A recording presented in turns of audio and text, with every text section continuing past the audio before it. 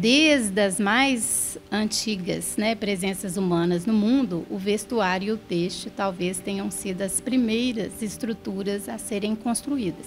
Por várias questões, alguns historiadores acreditam que pela necessidade da proteção do corpo, outros pela absurda necessidade de ornamento que o homem sempre buscou.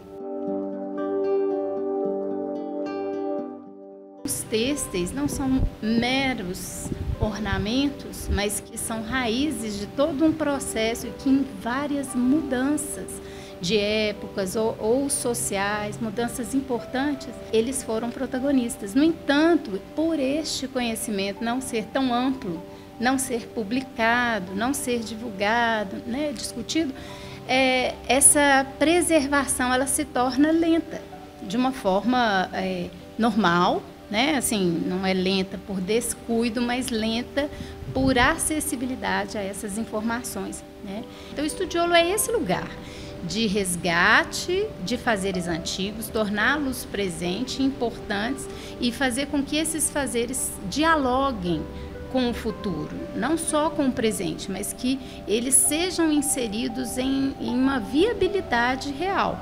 A gente trabalha com textos do século XVI e XVII, eu trabalho com projetos transdisciplinares com as letras, os meninos fazendo traduções desses tratados antigos, e aí o pessoal da conservação e do design de moda trabalhando com esses fazeres e produzindo catálogos que permanecem e está aí à disposição que as pessoas podem, né, interagir e aprender facilmente.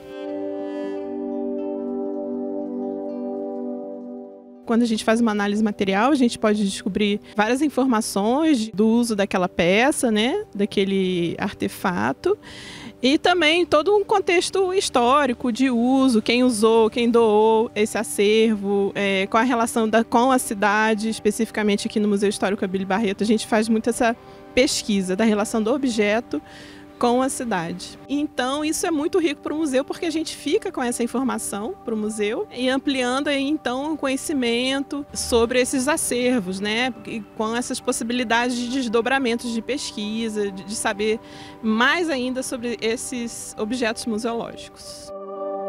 A gente tem, por exemplo, o chale da dona Ermelinda, que foi uma curralense que nasceu aqui no Arraial em 1911. E depois, seus descendentes doaram esse chale para o museu, na época que o museu foi inaugurado, né, na época do Abílio Barreto, que o Abílio Barreto era diretor daqui. E recentemente a gente teve uma pesquisa a partir de uma aluna da professora Soraya, que fez todo um estudo iconográfico de material também, qual é o material, a composição, a técnica, né, desse tecido, desse chale. O chale, como ele é um item antigo, já tem quase 200 anos, ele é de seda, que é um material frágil, e ele já tem alguns danos, como por exemplo, ele tem alguns rasgos, furos, manchas.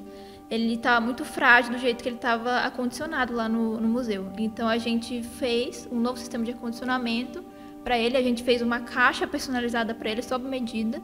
Então essa entrou na parte prática da pesquisa. Então um único item foi capaz de fazer essa conexão entre todo mundo e trazer a história da cidade, do museu, da moda, falar de conservação e ainda tem espaço para muito mais. Um saber fazer, ele pode, né, ao longo das gerações e dos séculos, chegar em um certo momento e não ser reconhecido por aquela geração, né? Ela não vê naquele lugar um espelho, ela não reconhece aquilo como identidade dela, e é por isso que muitas coisas realmente vão sendo selecionadas nessa memória. Mas, de toda forma, quando essa conexão ela vai na raiz e a gente começa a tornar viva essa memória, ou seja, trazer essas técnicas, colocar os jovens para fazer, que eles criem interesse nesse fazer, já se começa um outro olhar.